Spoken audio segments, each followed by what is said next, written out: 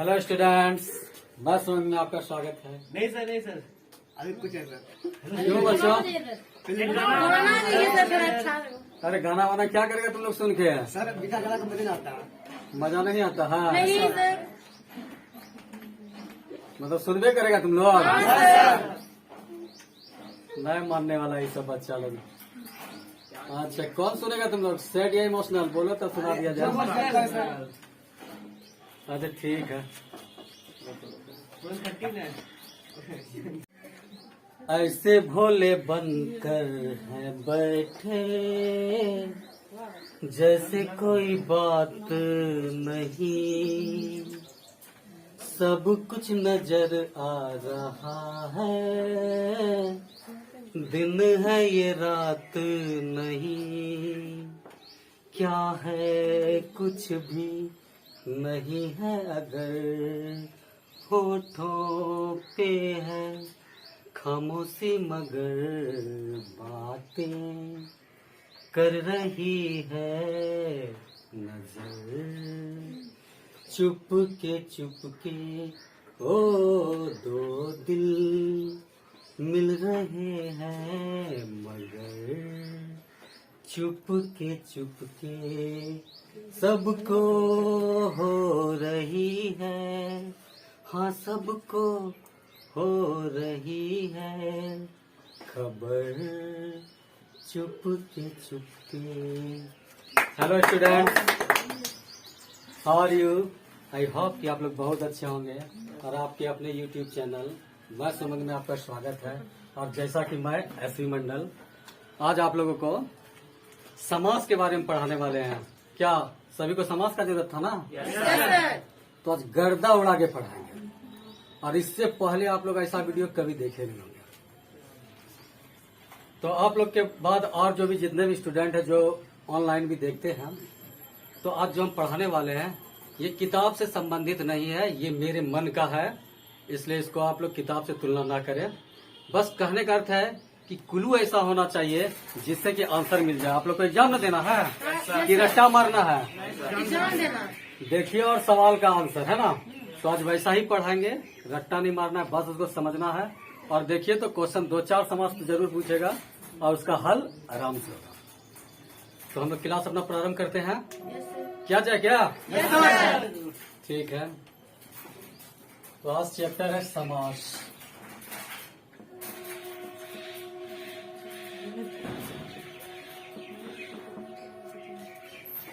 तो जैसा कि पता होना चाहिए समास क्या, थोड़ा सा बता देते हैं, है ना। तो समास जो होता है बच्चों, किसी विस्तृत रूप का एक छोटा सा रूप होता है, किसी विस्तृत रूप का एक छोटा सा रूप होता है। या परिभाषा अगर आप लोग जानना चाहते हैं तो ये है कि 2 या 2 से अधिक पदों के मेल से बने पद को समास करते हैं। 2 या 2 से अधिक पदों के मेल से बने पद को समास करते हैं। कहने का मतलब बड़ा सा रूप को एक छोटा सा रूप में बदलना। जैसे हम लोग कहेंगे क्या, राजा का महल, ये बोलना उचित है या राजमहल बोलना उचित है? इसका मतलब हुआ राजा का महल। क्या हुआ? तो इसी का एक संक्षिप्त रूप होता है राजमहल। क्या होता है? मतलब कुछ शब्दों को जोड़ने से एक शब्द बना, उसी को हम लोग क्या बोले? समास। क्या बोले? तो उम्मीद करते हैं कि समास अच्छे से समझ में आ गया होगा। एग्जाम में ये नहीं आता है, एग्जाम में आएगा कुछ वर्ड शब्द, है ना, और उस शब्द को देखकर बताना है कि ये कौन सा समास है, ये कौन सा समास है। ठीक है ना। तो समास के कितने भेद होते हैं पता है? नहीं पता है। ऐसा क्यों? ये तो नर्सरी में सब बच्चा पढ़ ले रहता है रे बुड़बक सब। ऐसे चलेगा काम? समास के 6 भेद होते हैं। कितने होते हैं? समास के 6 भेद होते हैं। कितने भेद होते हैं?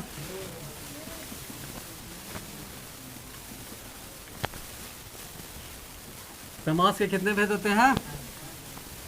पहला होता है तत्पुरुष समास। कौन समास बच्चों? तो तत्पुरुष समास के बारे में हम लोग जानेंगे। तो डिफिनेशन तो इसका कुछ और होता है, तो डिफिनेशन पे हमको आज जाना नहीं है और समय बहुत कम लेना है ताकि समझ में भी फटाफट आए। तो तत्पुरुष समास क्या होता है? तो कुछ शब्द ऐसा दिया रहेगा, कुछ शब्द ऐसा दिया रहेगा जिसको तोड़ने के बाद उसमें कारक का चिन्ह नजर आएगा। क्या नजर आएगा?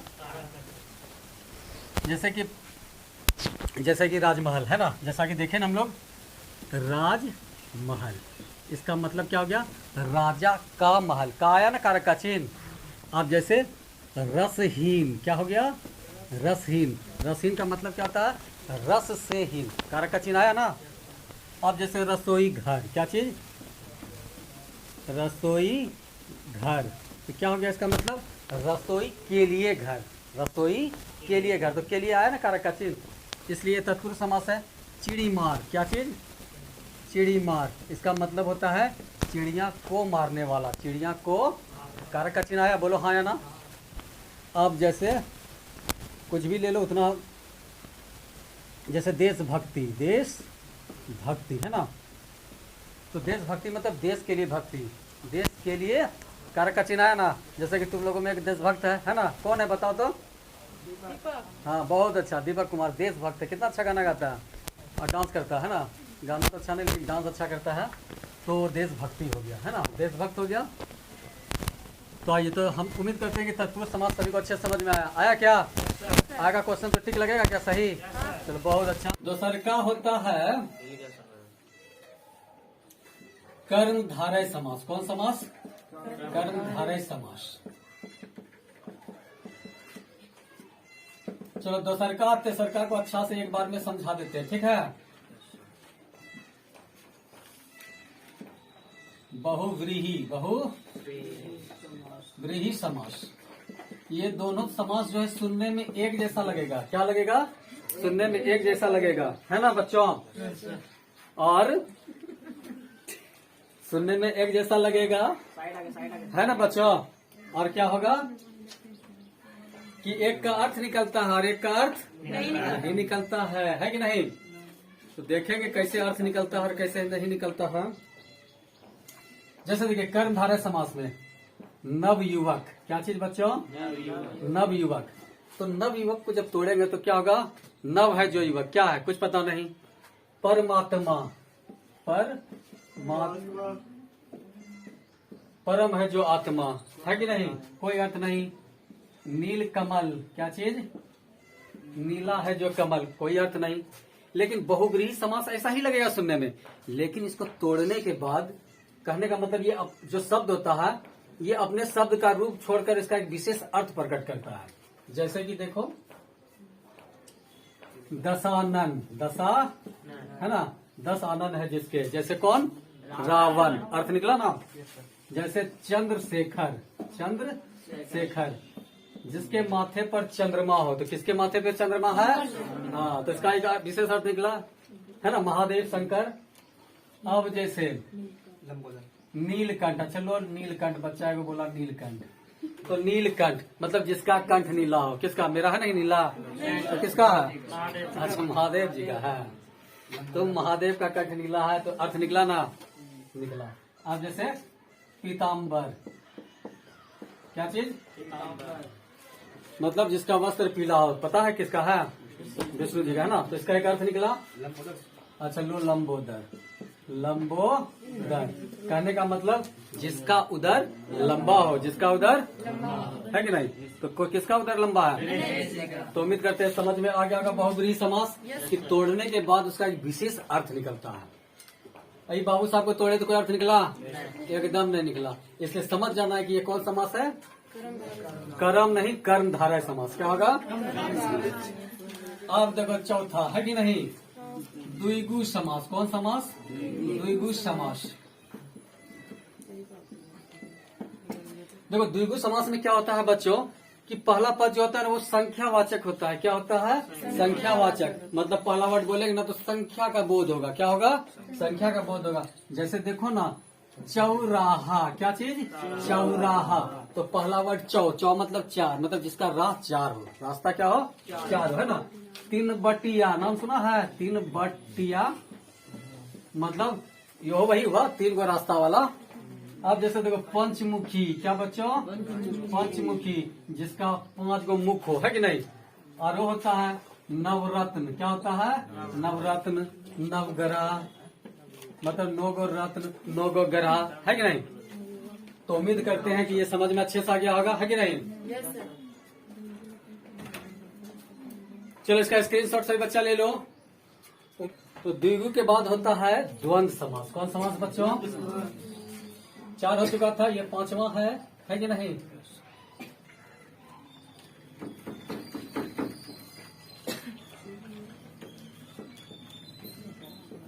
द्वंद्व समास। कौन समास? इसमें होता क्या है कि दोनों पद प्रधान होता है। क्या होता है? दोनों पद। एक के बारे में अगर बोला जाए तो दूसरा ऑटोमेटिक अपन मुंह से निकल जाएगा तुम लोग का। देखो ना, अब जैसे मारपीट हो गया तो तुम लोग क्या कहता है? मुंह कान फोड़ देंगे। क्या बोलता है? तो मतलब मुंह के साथ कान, मुंह के साथ है कि नहीं? मुंह कान फोड़िए देंगे। मुंह तो पैर बोलता है कि तोड़ देंगे? नहीं। तो मुंह कान तुम्हारा क्या गया? मुंह कान। ये हो गया द्वंद्व समास, है ना। जैसे दाल भात कहते खा के अले है रे बालक साहब, तो तुम लोग क्या बोलता है? दाल भात खैले है कि नहीं? अब जैसे कि देखो रोटी सब्जी का खैले है, तो रोटी सब्जी बोलता हाँ, एकदम बोलबे करता होगा तुम लोग। अब लिट्टी चोखा, हाँ यो होगा।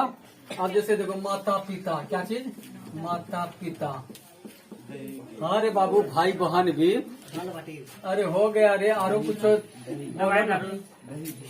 अच्छा देखो ना, राधा कृष्ण, क्या चीज? राधा कृष्ण। गौरी शंकर, गौरी शंकर, ये सब का हो गया? ये सब द्वंद्व समास हो गया, है कि नहीं?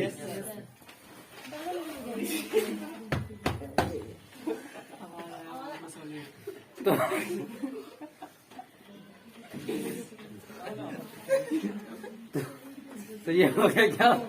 द्वंद्व समास हो गया, है कि नहीं? अब समझ में आ गया होगा सबको? तो देखो मारपीट भी हो जाता है, ये भी द्वंद्व समास है ना। बीच से कहीं कहीं मार भी लग जाता है, तो मारपीट, है ना। घर द्वार, क्या चीज बच्चों? घर द्वार, ये सब द्वंद्व समास है। ठीक है, आते हैं अब लास्ट 6ठा। अब यही, कौन बच्चों? अब यही भाव, अब यही भाव समास, इसके बारे में जानना है। तो इसमें क्या होता है बच्चों? इसमें जो वर्ड होता है, क्या होता है? वर्ड जो होता है, तो पहला वर्ड जो होता है ना, तो वो वर्ड वही रह जाता है। उसके बाद जितना ही वर्ड जोड़ा जाए तो उससे एक शब्द बनता है। उससे क्या बनता है? एक शब्द बनता है। तो पहला वर्ड बहुत ही इंपॉर्टेंट है, उसी के द्वारा ही बहुत सारा शब्द बनता है। जैसे हम लोग देखते हैं पहला वर्ड प्रति, क्या होता है?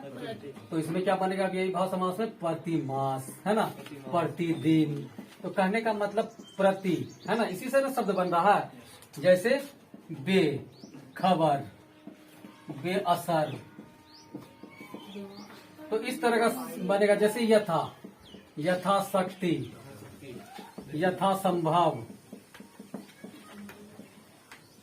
जैसे आजन्म, क्या होता है? आजन्म। तो ऐसा ऐसा वर्ड देखने को मिलेगा। तो उम्मीद करते हैं कि आप लोग को बहुत अच्छे से समझ में आया होगा। और नहीं समझ में आया तो हम क्या करें? इसको 4 बार 5 बार आज जाके वीडियो देखिए। कल ही जा मैंने इंटर वाले का। हाँ, तो आज जाके दिन में 2-4 बार देख लेना सभी बच्चा, एकदम पूरा याद हो जाएगा। ठीक ना? और उम्मीद करते हैं कि ऐसा ही करोगे। तो आज का वीडियो कैसा लगा बच्चों?